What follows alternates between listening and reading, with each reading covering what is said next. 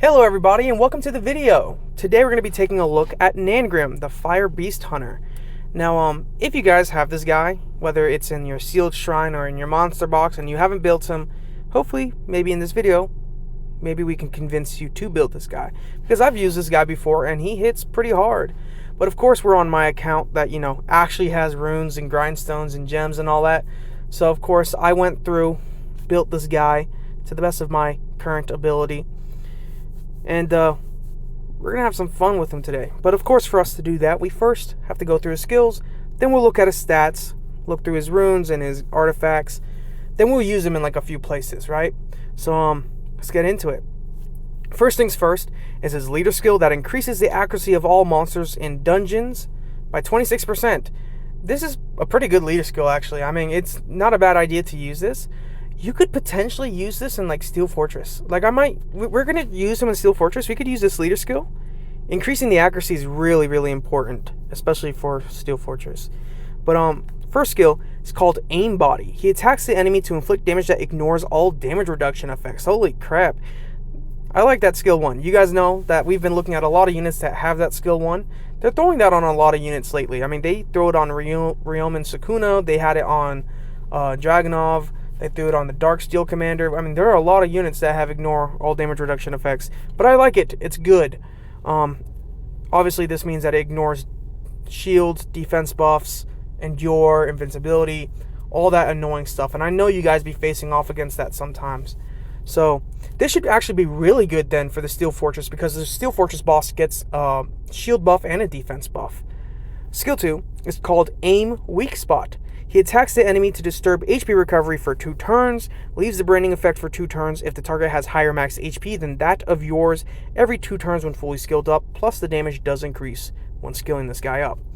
Again, this is another good skill for Steel Fortress, because the boss will recover his HP through Thunderbolt, so being able to place disturb HP recovery is a pretty big deal, and branding is always a good thing.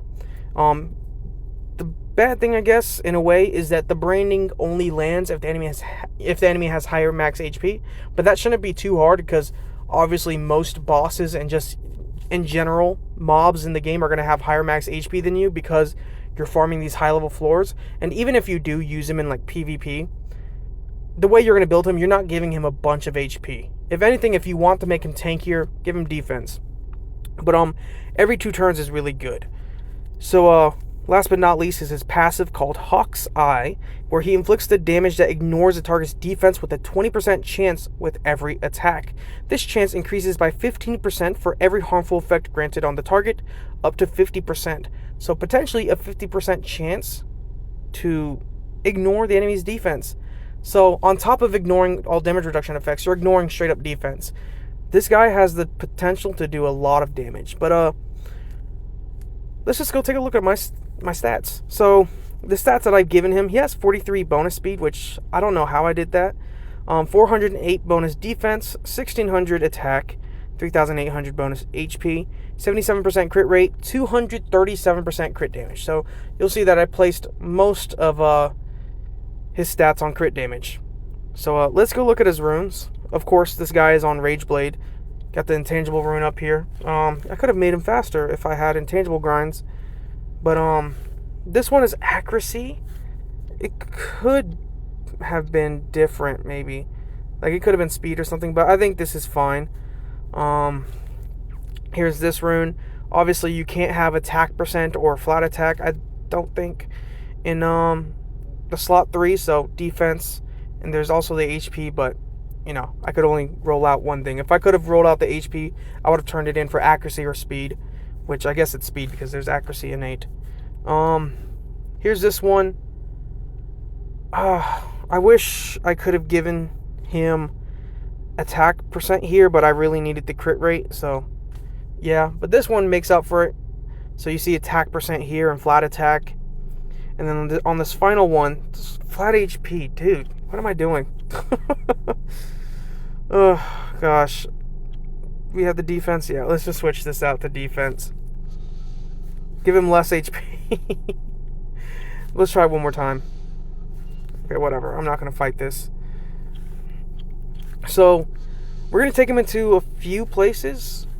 So, yeah, let's take him first into the Wind Beast just to see the damage he's doing. Then we'll take him to the Steel Fortress, and then we might take him into other places. We might even take him into Rift Raid. Who knows? Let's hurry up and go. Okay, so here we are in the Wind Beast. This is the team I'm going to be using. You'll notice it's full of a bunch of fire monsters, but of course, I need to have a bunch of fire monsters. So I could do tons of damage and just hurry up and get through this. Ignore that little electrocute BS that this boss loves to do. We're going to manual it just to see the damage. We might do an auto, I guess, afterwards, just to show that it can auto. But, boop. Gosh, I have a Perna that I need to build for this. Ooh. We're going to ×1 it. I want to keep the branding effect. We'll have to do it 2 different times, but let's see what the skill 1 does. 31k, and then, what was that? What was that extra hit? I saw an extra hit. I saw 31k for sure. Defense break, nope. Can someone else place a defense break? Probably not. Let's place the branding and disturb HP recovery. Sweet. Defense break, nice. I saw 260k, I guarantee you that came from him. So for every harmful effect, he has the ignore defense thing. He might not get to move. Okay, he's getting to move. Let's use skill 2. He has a 50% chance to ignore defense, so he might do a lot here. 571k. 571k is a lot. That's not bad. And this is a 3-star. Like, remember, this is a 3-star monster. So you could place him alongside, like, Crow.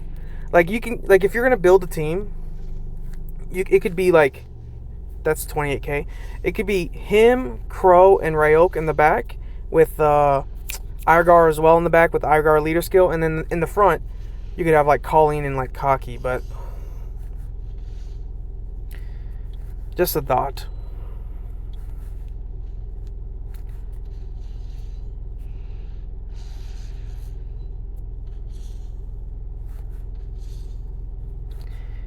Boop, 30k. Nice. Now I know you're like, oh, there's not a lot of healing on that team. Trust me, with the burst damage that we do, it's never a worry. So, 4.7.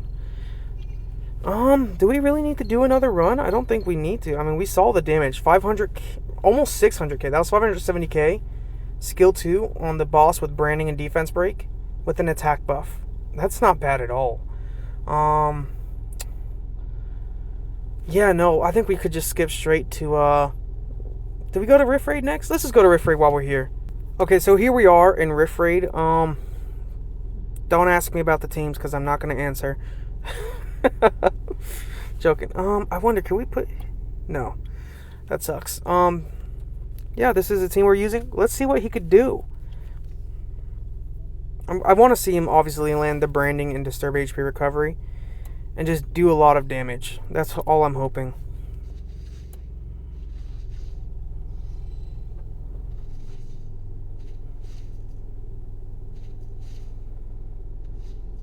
$83. That's not bad. That's not bad at all. I wonder if was that, I didn't pay attention. Was that an ignore defense thing?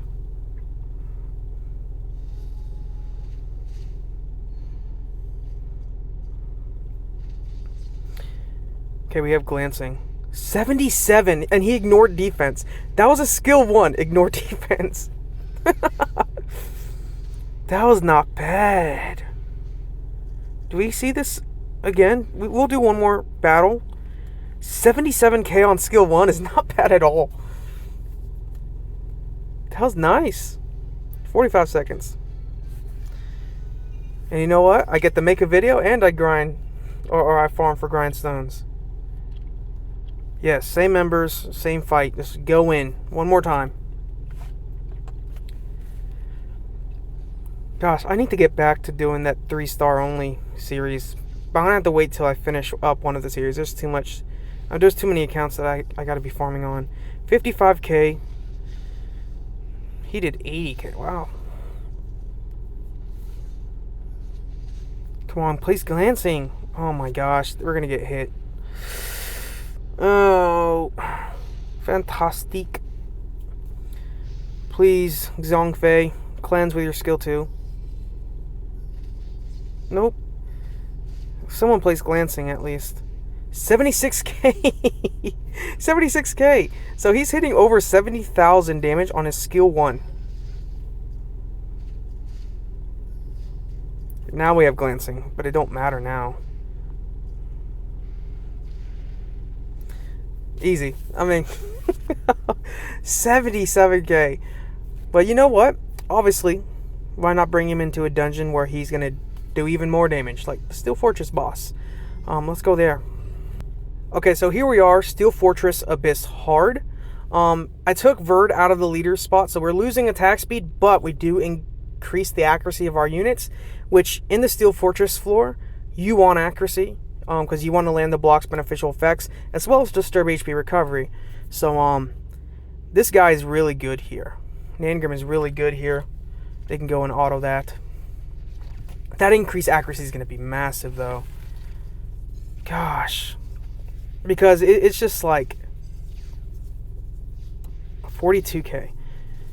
Because it's like, that's going to be an issue with some people who are starting out. It's like they're going to try and attempt this, and it's just like they're not going to land the block's beneficial effects half the time.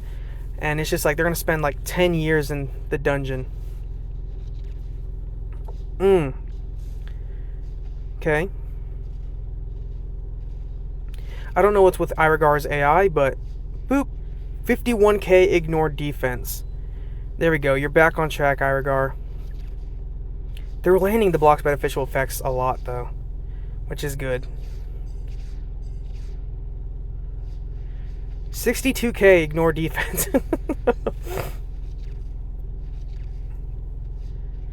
It's probably for the best that Iragar's getting stunned.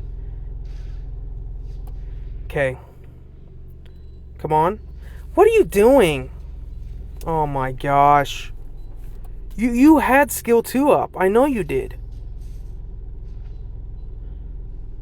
There we go. So he's going to lose the shield. He's going to lose the defense buff in a second. There we go. And he's doing a good amount of damage.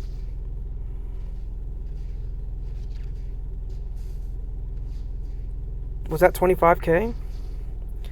The good thing is we have the disturb HP recovery, and that's all that really matters.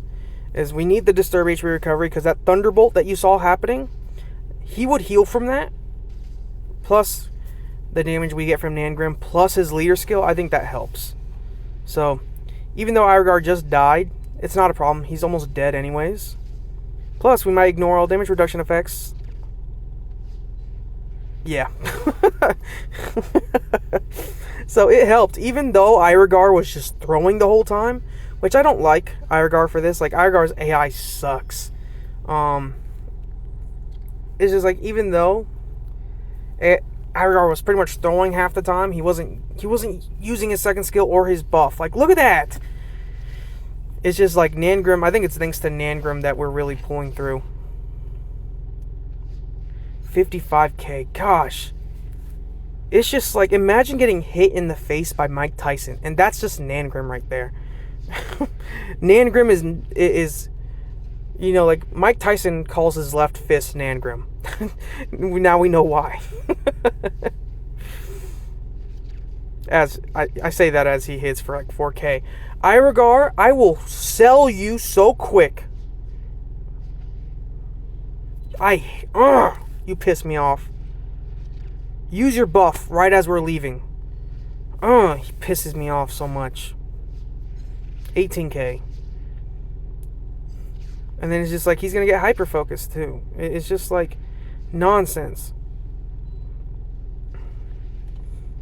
You better have it ready for the next freaking fight. I'm not kidding. 80k. Oh, wow. Wow. Wowie, wowie, wow. So we have branding.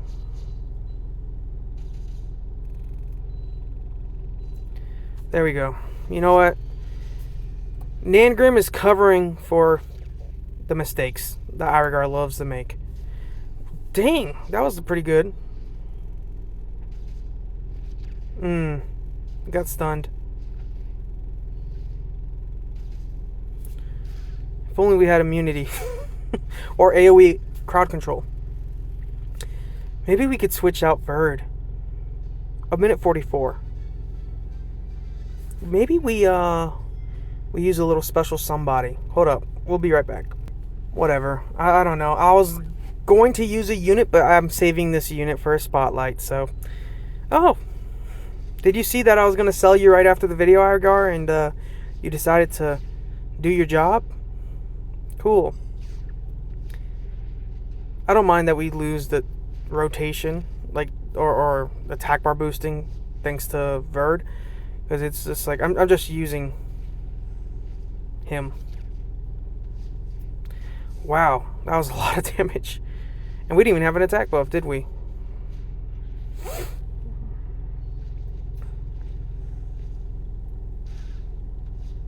It'd also be a smart thing to bring the Chakram Dancer. The Chakram Dancer would be nice because of the defense breaks, like AoE defense breaks, but also because crowd control. 62.